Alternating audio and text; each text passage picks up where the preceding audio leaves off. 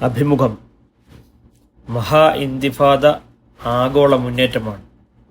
Wael ഹല്ലാഖ്.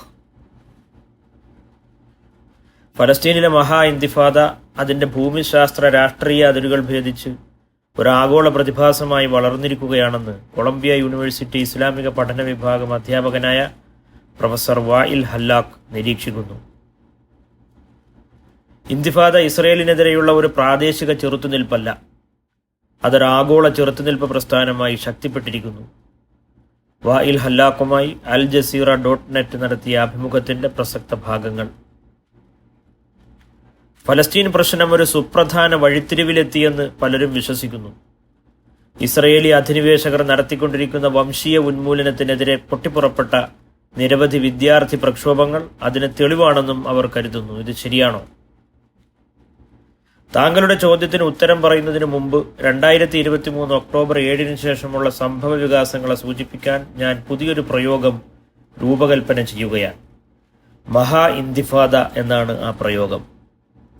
ഇതൊരു മുദ്രാവാക്യമോ പ്രാസംഗികമായി പറയുന്നതോ അല്ല. ഒക്ടോബർ 7 ശേഷമുള്ള ഒരു ചിന്തയെയും അതിന്റെ പ്രയോഗവൽക്കരണത്തെയും കുറിക്കുന്ന പ്രയോഗമാണ്. മഹാ ഇന്തിഫാദ പലസ്തീനിയൻ മാത്രമല്ല, അത് ഇസ്രയേലിനെതിരെ മാത്രവുമല്ല. അതിന്റെ കേന്ദ്രം ഗസ ആയിരിക്കാമെങ്കിലും അതിന്റെ ആഘാത തരംഗങ്ങൾ ലോകമൊട്ടുക്കുമാണ്. ആധുനിക ലോക ചരിത്രത്തിൽ സവിശേഷമായ നിരവധി മുദ്രകൾ പതിപ്പിക്കാൻ അതിന് കഴിഞ്ഞിട്ടുണ്ട്.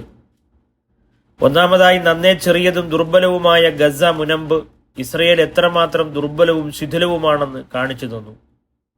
ഇസ്രയേലുമായി അതിന്റെ അയൽരാജ്യങ്ങൾ പലപ്പോഴും കൊമ്പുകോർത്തിട്ടുണ്ടെങ്കിലും അതിലൊന്നും ഇസ്രയേലിന്റെ ദുർബലത ഇത്രമാത്രം തുറന്നു കാട്ടപ്പെട്ടിരുന്നില്ല. അമേരിക്ക നിരന്തരം സഹായിക്കുകയും സംരക്ഷണമൊരുക്കുകയും ചെയ്തില്ലായിരുന്നുവെങ്കിൽ ഇസ്രയേലിനെ എളുപ്പത്തിൽ തോൽപ്പിക്കാനാവുമായിരുന്നുവെന്ന് ഗസ തെളിയിച്ചു. ഇസ്രയേലിനെ കുറിച്ച അജയ്യ ശക്തി എന്ന മിത്താണ് അതോടെ തകർന്നു വീണത്. 1973 2006 ഇസ്രയേലിന്റെ അജയ്യത ചോദ്യം ചെയ്യപ്പെട്ടിരുന്നുവെങ്കിലും അതൊന്നും ഇത്രത്തോളം ശക്തമായിരുന്നില്ല. ഒക്ടോബർ 7 സംഭവത്തിന് ശേഷം മാസങ്ങൾ പിന്നിട്ടിട്ടും മധ്യധരണ്യാഴിയിൽ അമേരിക്കൻ കപ്പലുകൾ നങ്കൂരമിട്ട് നിൽക്കുന്നതും അമേരിക്ക തുടർച്ചയായി ബോംബുകളും മറ്റ് ആയുധങ്ങളും എത്തിച്ചുകൊണ്ടിരിക്കുന്നതും അതിന്റെ വ്യക്തമായ തെളിവാണ്. അമേരിക്കയുടെ കനത്ത പിൻബലമില്ലാതെ ഇസ്രയേലിന് യുദ്ധം തുടരാനോ അവസാനിപ്പിക്കാനോ കഴിയാത്ത സ്ഥിതിയാണ്. രണ്ടാമതായി, മഹാ ഇന്തിഫാദ ഇരുപക്ഷത്തും കനത്ത ആൾനാശത്തിന് കാരണമായി. നഷ്ടത്തിന്റെ കണക്കിൽ ഇരുപക്ഷവും തമ്മിൽ ഭീമമായ അന്തരം ഉണ്ടെങ്കിലും ഇസ്രയേലിന് ഇത്രയേറെ പേരെ നഷ്ടമായ മറ്റൊരു സൈനിക നീക്കം അവരുടെ ചരിത്രത്തിൽ ഉണ്ടായിട്ടില്ല. ഫലസ്തീനിൽ ഒറ്റ യുദ്ധത്തിൽ ഇത്രയധികം രക്തസാക്ഷികൾ ഉണ്ടാകുന്നതും ഇതാദ്യം. മൂന്നാമതായി, മിഡിൽ ഈസ്റ്റിലെ മറ്റൊരു സംഘർഷത്തിലും ഇത്രയധികം കക്ഷികൾ നേരിൽ പങ്കാളികളായിട്ടില്ല. Hamas, Israel, America, Lebanon, Yemen, Iran, Syria, Iraq, പിന്നെ ചില യൂറോപ്യൻ രാജ്യങ്ങളും നേരിൽ ഇടപെട്ടവരാണ്. താരതമ്യേന ഇസ്രയേലുമായി ഏറ്റവും കൂടുതൽ രാജ്യങ്ങൾ നയതന്ത്ര ബന്ധം വിച്ഛേദിച്ചിട്ടുള്ളതും ഈ സന്ദർഭത്തിലാണ്. Bolivia, Chile, Colombia, Jordan, Bahrain, Honduras, Turkiye, Chad, Belize, ദക്ഷിണാഫ്രിക്ക എന്നീ രാജ്യങ്ങളാണ് നയതന്ത്ര ബന്ധം വിച്ഛേദിച്ചത്. വിഷയം അന്താരാഷ്ട്ര നീതിന്യായ കോടതിയിൽ എത്തിച്ച് ഇസ്രയേലിനെതിരെയുള്ള നയതന്ത്ര നിയമ പോരാട്ടങ്ങൾക്ക് നേതൃത്വം നൽകുന്നുമുണ്ട് ദക്ഷിണാഫ്രിക്ക. ഏറ്റവും ഒടുവിലായി ഇതൊരു മഹാ ഇന്തിഫാദയാകുന്നത് ലോകത്തുടനീളം അതിന് ലഭിച്ചുകൊണ്ടിരിക്കുന്ന അഭൂതപൂർവമായ പിന്തുണ കൊണ്ടാണ്.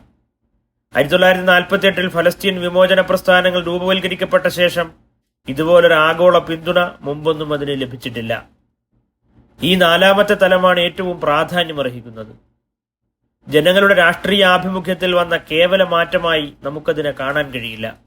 ഫലസ്തീനികൾ അനുഭവിക്കുന്ന ദുരിതങ്ങൾ നേരിൽ കണ്ട് അവരിലുണ്ടായ ജ്ഞാനശാസ്ത്രപരവും അവബോധപരവുമായ മാറ്റമായാണ് ഞാനതിനെ കാണുന്നത്. അതായത് പിൽക്കാല ആധുനികത, ലേറ്റ് മോഡേണിറ്റിയിലെ ഘടനാപരമായ പ്രശ്നങ്ങളെയാണ് അത് തുറന്നു കാണിക്കുന്നത്.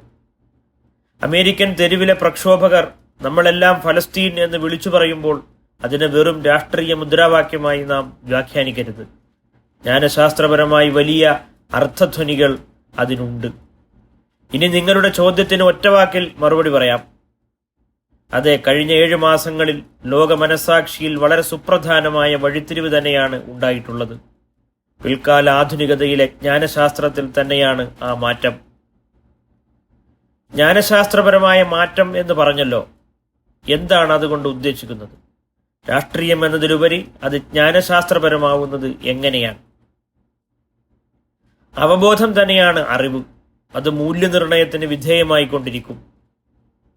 ചിലപ്പോൾ അവബോധം ഉപരിപ്ലവമായിരിക്കും, ചിലപ്പോൾ അഗാധ സ്പർശിയായിരിക്കും. ഉദാഹരണത്തിന്, ഒരു രാഷ്ട്രം അല്ലെങ്കിൽ സമൂഹം മറ്റൊരു രാഷ്ട്രത്തെയോ സമൂഹത്തെയോ കടന്നാക്രമിക്കുന്നു, അല്ലെങ്കിൽ ഭൂരിപക്ഷ സമൂഹം ന്യൂനപക്ഷത്തെ അടിച്ചൊതുക്കുന്നു. ഇതിനെ സംബന്ധിച്ചൊക്കെ പലപ്പോഴും ഉണ്ടാവുക ഉപരിപ്ലവമായ അവബോധമായിരിക്കും. അതിൽ ഒരുപാട് വൈരുദ്ധ്യങ്ങൾ ഉള്ളടങ്ങിയിരിക്കും. ഉദാഹരണത്തിന്, ഒരു വെള്ള അമേരിക്കക്കാരൻ ഇസ്രയേലിൽ നടപ്പാക്കിക്കൊണ്ടിരിക്കുന്ന പല നിയമങ്ങളെയും എതിർക്കുന്നു. അവയൊക്കെ ഫലസ്തീനികളോട് കടുത്ത വംശീയ വിവേചനം കാണിക്കുന്നവയാണ്. എന്നാലും ഈ വെള്ളക്കാരൻ കടുത്ത ഇസ്രയേൽ അനുകൂലിയായിരിക്കും. ഇതൊക്കെ കേവലം രാഷ്ട്രീയ അവബോധമോ ചിന്താഗതിയോ ഒക്കെയായി മാത്രമേ കാണാൻ പറ്റൂ. ഈ വൈരുദ്ധ്യങ്ങളെ പൊറുപ്പിക്കാൻ ആ രാഷ്ട്രീയ അവബോധത്തിന് കഴിയുന്നുണ്ട്. ഞാൻ എപ്പോഴും ഉണർത്താറുള്ള ഒരു കാര്യമുണ്ട്. ഇത്തരം രാഷ്ട്രീയ വിശകലനങ്ങൾ ഉപരിപ്ലവമാണെന്ന് മാത്രമല്ല, ആഴാർത്ഥങ്ങളിലേക്ക് അതൊരിക്കലും കടക്കുകയുമില്ല. അവബോധം ആഴമുള്ളതാവുന്നത് ജ്ഞാനശാസ്ത്രതലം കൂടി അതിന് ഉൾച്ചേരുമ്പോഴാണ്. രാഷ്ട്രീയ പ്രതിഭാസങ്ങളെയും മറ്റും അവയുടെ ഉത്ഭവസ്ഥാനത്ത് പോയി അന്വേഷിച്ചുകൊണ്ടാണ് അതിന് തുടക്കം കുറിക്കേണ്ടത്. നാം പറഞ്ഞ ആ വെള്ള അമേരിക്കക്കാരന് വിഷയത്തിന്റെ ആഴത്തിലേക്ക് ഇറങ്ങിച്ചെല്ലണമെങ്കിൽ ഇസ്രയേലിൽ നടപ്പുള്ള 50-ലധികം വർണ്ണവെറിയൻ നിയമങ്ങളെക്കുറിച്ച് ഒരുപാട് ചോദ്യങ്ങൾ അയാൾ സ്വയം ചോദിക്കേണ്ടതുണ്ട്. എന്തിനാണ് ഇസ്രയേൽ സൃഷ്ടിക്കപ്പെട്ടത്? ജനാധിപത്യ രാഷ്ട്രമെന്ന് അവകാശപ്പെടുന്ന ഇസ്രയേൽ എന്തുകൊണ്ടാണ് സ്വന്തം പൗരന്മാരോട് വിവേചനം കാണിക്കുന്നത്? ഈ വിവേചനത്തിന്റെ ചരിത്രം എന്താണ്? ഒരു രാഷ്ട്രീയ പ്രൊജക്ട് എന്ന നിലയ്ക്ക് ഇസ്രയേൽ തുടക്കം മുതലേ നടപ്പാക്കി വരുന്ന കാര്യങ്ങളും ഈ നിയമങ്ങളും തമ്മിൽ എന്താണ് ബന്ധം? ഇതിന്റെയൊക്കെ ജ്ഞാനശാസ്ത്രപരമായ വീക്ഷണപരമായ അടിത്തറ എന്താണ്? സയനിസത്തിന്റെ വക്താക്കൾ എങ്ങനെയാണ് പലസ്തീനിലെ തദ്ദേശവാസികളായ അറബികളെ കാണുന്നത്? സയനിസ്റ്റുകളുടേത് ഒരു കൊളോണിയൽ പ്രൊജക്റ്റാണോ? സയനിസ്റ്റ് നേതാവായ സി വ്ളാഡിമിർ ജബോട്ടിൻസ്കി അങ്ങനെ പറഞ്ഞിട്ടുണ്ട്. പലസ്തീനികളുടെ സാന്നിധ്യം തന്നെ ഇല്ലാതാക്കലാണോ ആ പ്രൊജക്ടിന്റെ ലക്ഷ്യം? ഇത്തരം ചോദ്യങ്ങളുമായി വിഷയത്തിന്റെ ആഴത്തിലേക്ക് ചെല്ലുമ്പോഴാണ് അവബോധപരമായ ആഴക്കാഴ്ചകൾ ലഭിക്കുക. ഫലസ്തീനികളെ ഉന്മൂലനം ചെയ്യലാണ് സയനിസ്റ്റ് പ്രൊജക്ടിന്റെ ലക്ഷ്യം എന്നപ്പോൾ വ്യക്തമാവും. ഗസയിലെ കൂട്ടക്കുരുതി കാണുമ്പോൾ അയാൾക്കൊരു അത്ഭുതവും തോന്നുകയില്ല. ഇത് ആഴത്തിലുള്ള അറിവിന്റെ ആദ്യഘട്ടം മാത്രമാണ്. അതാണ് വിദ്യാർത്ഥി പ്രക്ഷോഭങ്ങളുടെ അന്തർധാര. അപ്പോൾ നമ്മളെല്ലാം ഫലസ്തീൻ എന്ന മുദ്രാവാക്യത്തിന് പുതിയ അർത്ഥം കൈവന്നു. കൊളോണിയലാനന്തര ആധുനികാനന്തര ലോകത്തെക്കുറിച്ച് പുതിയ തിരിച്ചറിവായി അത് മാറുന്നു. യുവാക്കൾക്കുള്ളതുപോലെ ഈ തിരിച്ചറിവ് മറ്റാർക്കും ഉണ്ടാകില്ല. അവരനുഭവിക്കുന്നത് പോലെ മറ്റാർക്കും അത് അനുഭവിക്കാനാവില്ല. പഴയ തലമുറ ചെയ്തു കൂട്ടിയ പാവങ്ങൾക്ക് പിഴ കൊടുക്കേണ്ടി വരുന്നത് അവരാണല്ലോ. 18-നും 30-നും ഇടയ്ക്ക് പ്രായമുള്ള ഒരു അമേരിക്കൻ യുവാവാണ് നിങ്ങളെന്ന് സങ്കല്പിക്കുക. മാതാപിതാക്കൾ സമ്പന്നരായതുകൊണ്ട് നിങ്ങളെ മികച്ച യൂണിവേഴ്സിറ്റിയിലേക്ക് പഠിക്കാനായി പറഞ്ഞയക്കുന്നു. നിങ്ങൾക്ക് ഫലസ്തീനെക്കുറിച്ച് മാത്രമല്ല മറ്റു വിഷയങ്ങളെക്കുറിച്ചും പരിമിതമായ അറിവേയുള്ളൂ. എന്നാൽ ചുറ്റും നോക്കുമ്പോൾ നിങ്ങൾ കാണുന്നതാവട്ടെ ഇരുണ്ട ചിത്രവും. അമേരിക്കൻ യുവാവ് എന്ന നിലയ്ക്ക് നിങ്ങളുടെ പ്രശ്നങ്ങൾ തുടങ്ങുന്നത് കുടുംബത്തിൽ നിന്ന് തന്നെയായിരിക്കും. വിവാഹബന്ധം വേർപിരിഞ്ഞ മാതാപിതാക്കൾ, അമ്മാവന്മാർ, അമ്മായിമാർ, മറ്റ് കുടുംബാംഗങ്ങൾ, എങ്ങും തകർന്ന കുടുംബങ്ങൾ, ബന്ധങ്ങൾ വിളക്കിച്ചേർക്കാൻ ഒരു മാർഗവുമില്ല. എല്ലാവരും തിരക്കിലാണ്. സ്ത്രീയും പുരുഷനും അവരവരുടെ തൊഴിലും സാമ്പത്തിക നിലയും മെച്ചപ്പെടുത്താനുള്ള നെട്ടോട്ടത്തിൽ. വിവാഹം പല വിട്ടുവീഴ്ചകളും ചെയ്ത് നിലനിർത്തേണ്ട സ്ഥാപനമാണല്ലോ.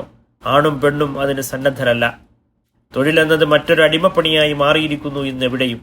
ജീവിതം ഓഫീസിൽ ജീവിച്ചു തീർക്കുകയാണ്. അതിന്റെ ക്ഷീണം തീർക്കാൻ ഇടയ്ക്ക് ടൂർ പരിപാടികൾ ഉണ്ടാവും. പിരിമുറുക്കം കുറയ്ക്കാൻ പലപ്പോഴും കൂട്ടിനുണ്ടാവുക മയക്കുമരുന്നുകളാവും. കമ്പോളമാണ് മുഴു ജീവിതത്തെയും നിയന്ത്രിക്കുക. പണം സമ്പാദിക്കുകയാണ് ലക്ഷ്യം. ഭദ്രമായ തൊഴിൽ, ഇൻഷുറൻസ്, പെൻഷൻ, ഇങ്ങനെ പല സ്വപ്നങ്ങൾക്ക് പിന്നാലെ പായുന്ന മനുഷ്യന് പലതും സാക്ഷാത്കരിക്കാൻ കഴിയുന്നില്ല. എല്ലാ ദിവസവും യുദ്ധങ്ങളുടെ, വംശഹത്യകളുടെ, പരിസ്ഥിതി നശീകരണത്തിന്റെ വാർത്താ കൂമ്പാരങ്ങളാണ് അയാൾക്ക് മുന്നിൽ വന്നു നിറയുന്നത്. ചിലയിടങ്ങളിൽ കനത്ത പേമാരിയും വെള്ളപ്പൊക്കവും, ചിലയിടങ്ങളിൽ ചൂട് ക്രമാതീതമായി ഉയരുന്നു. വായു, വെള്ളം, ഭൂമി എല്ലാം മലിനമാക്കപ്പെട്ടിരിക്കുന്നു. വിഷം ചേർത്ത ഭക്ഷണമല്ലാതെ കിട്ടാനില്ല. ഈ വിഷമയമായ ഭക്ഷണം ഉൽപ്പാദിപ്പിക്കുന്നത് ആരാണെന്ന കാര്യത്തിൽ അമേരിക്കൻ യുവാവിന് സംശയമില്ല. വൻകിട കോർപ്പറേറ്റുകൾ തന്നെ. പക്ഷേ ആ കോർപ്പറേറ്റുകൾ തന്നെയാണല്ലോ ഇവരുടെ തൊഴിൽദായകരും. ഈ കമ്പനികൾക്ക് വേണ്ടി തൊഴിലെടുക്കാൻ ജനം വിധിക്കപ്പെട്ടിരിക്കുന്നു.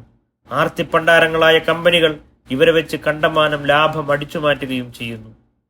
താൻ സ്വന്തം നാട്ടിൽ അഭിമുഖീകരിക്കുന്ന സങ്കീർണമായ സ്ഥിതിവിശേഷം മനസ്സിലാക്കി തുടങ്ങുന്ന അമേരിക്കൻ യുവാവ് പെട്ടെന്ന് ഒരു ദിവസം, അഥവാ കഴിഞ്ഞ ഒക്ടോബർ 7-ന് ഇസ്രയേലിൽ സൈനിക അധിനിവേശം നടന്നതായി വാർത്ത കേൾക്കുന്നു.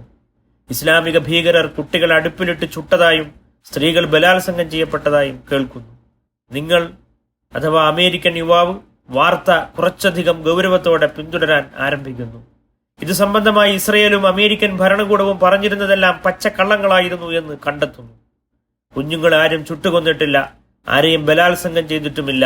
പക്ഷെ രാഷ്ട്രീയക്കാർ നുണ പറയുന്നത് തുടർന്നുകൊണ്ടിരുന്നു. നേരത്തെ തന്നെ നിങ്ങൾക്ക് രാഷ്ട്രീയക്കാരെ കുറിച്ച് നല്ല അഭിപ്രായമില്ല.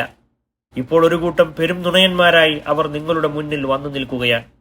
പിന്നെ ഗസയിൽ നടക്കുന്ന ക്രൂരത ഓരോന്നോരോന്നായി നിങ്ങളുടെ മുന്നിലേക്ക് വരികയായി. ഇത് രണ്ട് സൈന്യങ്ങൾ തമ്മിലുള്ള യുദ്ധമല്ല എന്നൊറ്റ നോട്ടത്തിൽ തന്നെ നിങ്ങൾക്ക് മനസ്സിലാവുന്നു. ഇപ്പോൾ നിങ്ങൾ കേൾക്കുന്നു, സൂയസ് കനാലിന് പകരമായി ഇസ്രയേൽ മരുഭൂമിയിൽ നെഗവ് കനാൽ കുഴിക്കാൻ പോവുകയാണെന്ന്. ഗസ തീരത്തെ ഒരു ദ്വീപാക്കി മാറ്റാൻ നേരത്തെ അവർക്ക് പദ്ധതിയുണ്ട്. എന്നിട്ട് അവിടെ ആഡംബര റിസോർട്ടുകളും അപ്പാർട്ട്മെന്റുകളും പണിയും. എല്ലാം ഇസ്രയേലിന്റെ ആഭിമുഖ്യത്തിൽ, യൂറോപ്പിലെ പണക്കാർക്ക് വേണ്ടി. നിങ്ങൾ ശുദ്ധ വെള്ള അമേരിക്കക്കാരൻ തന്നെയാണെങ്കിലും ഈ സാമ്രാജ്യത്തിന്റെ വൃത്തികെട്ട ഭീബൽസമുഖം നിങ്ങൾ കാണാതെ പോകില്ല. നിങ്ങളുടെ നാട് മറ്റൊരു നാടിനെയും അതിലെ ജനങ്ങളെയും ഉന്മൂലനാശം വരുത്തുന്നതിന് ഒരു അതിക്രമി രാജ്യത്തിന് പണവും ആയുധവും നൽകിക്കൊണ്ടേയിരിക്കുകയാണ്. വംശഹത്യക്കായി തന്റെ ഭരണകൂടം കൊടുത്തുവിടുന്ന പണം തന്റെ തന്നെ പണമാണെന്ന് നിങ്ങൾ തിരിച്ചറിയുന്നു. പൗരനായ തന്റെ അനുവാദമില്ലാതെ അതങ്ങനെ കൊടുത്തുകൊണ്ടേയിരിക്കുകയാണ്. നിങ്ങൾക്ക് അനിയന്ത്രിതമായ കോപം വരുന്നു. ഭരണകൂടവും ആയുധ നിർമ്മാതാക്കളും ആയുധ കച്ചവടക്കാരും മാത്രമല്ല, Walmart, Amazon, Exxon, union carbide പോലുള്ള വൻകിട കോർപ്പറേറ്റുകളും ഒന്നിച്ച് അണിനിരക്കുന്ന വലിയൊരു അന്തർനാടകമാണ് അരങ്ങേറുന്നത് എന്ന ബോധ്യത്തിലേക്ക് താങ്കൾ വരുന്നു. തിന്മയുടെ ശക്തികളെല്ലാം പരസ്പര ബന്ധിതമാണ് എന്ന ഉറച്ച ബോധ്യവും നിങ്ങൾക്കുണ്ടാകുന്നു. കുറച്ചുകൂടി ഉയർന്ന് ആ അമേരിക്കൻ യുവാവ് ചോദിക്കുന്നു, യഥാർത്ഥത്തിൽ നമ്മൾ ആരാണ്? എന്തൊരു തരം മനുഷ്യരാണ് നമ്മൾ ആയിത്തീർന്നിട്ടുള്ളത്? ഇങ്ങനെയൊരു മാറ്റത്തെയാണ് ആഴത്തിലുള്ള അവബോധം എന്നതുകൊണ്ട് ഉദ്ദേശിക്കുന്നത്. ഇതും കഴിഞ്ഞ് ഒരു ധാർമ്മിക മാറ്റം ഉണ്ടാവേണ്ടതുണ്ട്. അതാണ് മനുഷ്യ അവബോധത്തിന്റെ ഏറ്റവും ഉയർന്ന രൂപം. അതേക്കുറിച്ച് പറയാൻ ഇപ്പോൾ സന്ദർഭമില്ല. താങ്കൾ താങ്കളുടെ കൃതികളിൽ ഭരണകൂടം കലാലയങ്ങളെ തങ്ങളുടെ ആശയപ്രചാരണത്തിനുള്ള ഉപകരണങ്ങളായി ഉപയോഗിക്കുന്നതിനെപ്പറ്റി പറയുന്നുണ്ട്. അതായത് ഭരണകൂടം സർവകലാശാലകളിൽ തങ്ങളുടെ ആഖ്യാനങ്ങളെ മാർക്കറ്റ് ചെയ്യുന്ന ഒരു വരേണ്യവർഗത്തെ വളർത്തിയെടുക്കുന്നുണ്ടെന്ന്.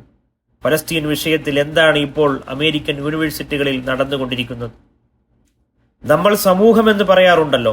യഥാർത്ഥത്തിൽ ഇത് ഒരു പ്രകൃതി പ്രതിഭാസമൊന്നുമല്ല. ഒരർത്ഥത്തിൽ ഭരണകൂട നിർമ്മിതിയാണ് സമൂഹം. ഒരു കുടുംബത്തിലെ കുട്ടികളെ പോലെയാണ് സമൂഹം. മാതാപിതാക്കളാണ് കുട്ടികളെ വളർത്തുന്നത്. അതുപോലെ സ്റ്റേറ്റ് ആണ് സമൂഹത്തെ വളർത്തുന്നത്. അതിലെ അംഗങ്ങളെ പൗരന്മാർ എന്ന് പേര് വിളിക്കുകയും ചെയ്യുന്നു. സ്റ്റേറ്റിന്റെ കുട്ടിയായ പൗരൻ സ്റ്റേറ്റിന്റെ ആശയാദർശങ്ങൾക്ക് വേണ്ടി നിലകൊള്ളാനാണ് പഠിപ്പിക്കപ്പെടുകയും പരിശീലിപ്പിക്കപ്പെടുകയും ചെയ്യുന്നത്. സ്റ്റേറ്റ് നിയമങ്ങൾ പാലിക്കപ്പെടുന്ന സ്കൂളിൽ പഠിക്കുകയും സ്റ്റേറ്റ് നടത്തുന്ന ആശുപത്രികളിൽ ചികിത്സ തേടുകയും സ്റ്റേറ്റിന്റെ സാമൂഹിക സുരക്ഷാ സംവിധാനങ്ങൾ ഉപയോഗപ്പെടുത്തുകയും ചെയ്യുന്ന പൗരൻ അതേ ആയിത്തീരുകയുള്ളൂ. സ്റ്റേറ്റിനെ ചോദ്യം ചെയ്യുന്ന തരത്തിലുള്ള വിമർശന ജ്ഞാനം അവൻ ആർജിക്കുന്നില്ല. കുടുംബത്തിൽ മാതാപിതാക്കളും മക്കളും ഒത്തുപോവാതിരിക്കുന്നത് പോലെ സ്റ്റേറ്റും പൗരന്മാരും വിരുദ്ധ ചേരികളിൽ നിലയുറപ്പിക്കുന്ന രീതികളും കണ്ടുവരാറുണ്ട്. അതാണിപ്പോൾ അമേരിക്കൻ യൂണിവേഴ്സിറ്റികളിൽ കണ്ടു തുടങ്ങിയിരിക്കുന്നതെന്ന് ഞാൻ കരുതുന്നു. 1960കളിൽ വിയറ്റ്നാം യുദ്ധകാലത്തെ ഈ ഭിന്നത തുടങ്ങിയിരുന്നുവെങ്കിലും ഇപ്പോൾ അവസ്ഥ സങ്കീർണമാണ്. അന്നില്ലാത്ത പല രോഗങ്ങളും മുതലാളിത്ത ഘടനയെ പിടികൂടിയിരിക്കുന്നു. ജനം മുമ്പത്തെക്കാളേറെ നിരാശരുമാണ്. ഈ ഘടനയെ വീഴ്ത്തുന്നതിൽ മഹാ ഇന്തിഫാദയും ഒരു പങ്ക് വഹിക്കുമെന്ന് ഞാൻ കരുതുന്നു. താങ്കൾ ജോലി ചെയ്യുന്ന പ്രശസ്ത സ്ഥാപനമായ കൊളംബിയ യൂണിവേഴ്സിറ്റിയുടെ പ്രസിഡന്റായി ഈജിപ്ഷ്യൻ വംശജയായ നിഅമത്ത് ഷഫീഖ് ചുമതലയേറ്റപ്പോൾ അത് അറബ് വംശജർക്ക് ആഹ്ലാദത്തിന്റെ നിമിഷങ്ങളായിരുന്നു. എന്നാൽ ഇവരിപ്പോൾ അറബ് മുസ്ലിം വിരുദ്ധ നയങ്ങളാണ് യൂണിവേഴ്സിറ്റിയിൽ നടപ്പാക്കിക്കൊണ്ടിരിക്കുന്നത്. ഇതൊരു വൈരുദ്ധ്യമല്ലേ? അല്ലെങ്കിൽ തങ്ങളുടെ നയങ്ങൾ നടപ്പാക്കാൻ ആധുനികതയുടെ വക്താക്കൾ ഇവരെ ഉപയോഗപ്പെടുത്തുകയാണോ? കൊളംബിയ യൂണിവേഴ്സിറ്റി പ്രശ്നം മനസ്സിലാക്കൽ താരതമ്യേന എളുപ്പമാണ്. ആ പ്രശ്നം തുടങ്ങിയത് കഴിഞ്ഞ ഒക്ടോബർ 7-ന് ശേഷവുമല്ല, ഏതാനും പതിറ്റാണ്ടുകൾക്ക് മുമ്പ് തുടങ്ങിയിട്ടുണ്ട്. അതായത് യൂണിവേഴ്സിറ്റികൾ കോർപ്പറേറ്റുകളുടെ മാതൃകയിൽ കച്ചവട സ്ഥാപനങ്ങളെ പോലെ പ്രവർത്തിക്കാൻ തുടങ്ങിയത് മുതൽക്ക്.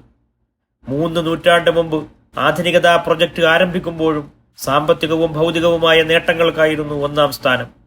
യൂണിവേഴ്സിറ്റിയെ ഇത്തരമൊരു സ്ഥാപനമാക്കി മാറ്റുമ്പോൾ കച്ചവടക്കാരെയും അതിനകത്തേക്ക് കൊണ്ടുവരേണ്ടി വരും. അക്കാദമിക്കുകളോ ബുദ്ധിജീവികളോ ആയിരിക്കില്ല മുൻപന്തിയിൽ. 1980കളിൽ ഇതായിരുന്നില്ല സ്ഥിതി. ഇപ്പോൾ കൊളംബിയ യൂണിവേഴ്സിറ്റിയുടെ തലപ്പത്തുള്ളവർ അക്കാദമികമായി മികവ് പുലർത്തുന്നവരല്ല. ബൗദ്ധിക അന്വേഷണങ്ങളുമായി യൂണിവേഴ്സിറ്റികൾക്കുള്ള ബന്ധം ദുർബലമാണ് എന്നർത്ഥം. നേതൃത്വത്തിന്റെ മുഖ്യ പരിഗണന പണമായതോടെ മുതൽ മുടക്കാനായി, ഫണ്ട് ചെയ്യാനായി ആരെങ്കിലും എത്തിയാൽ അവർക്ക് മുന്നിൽ യൂണിവേഴ്സിറ്റി ഭരണവിഭാഗം തലകുനിക്കും.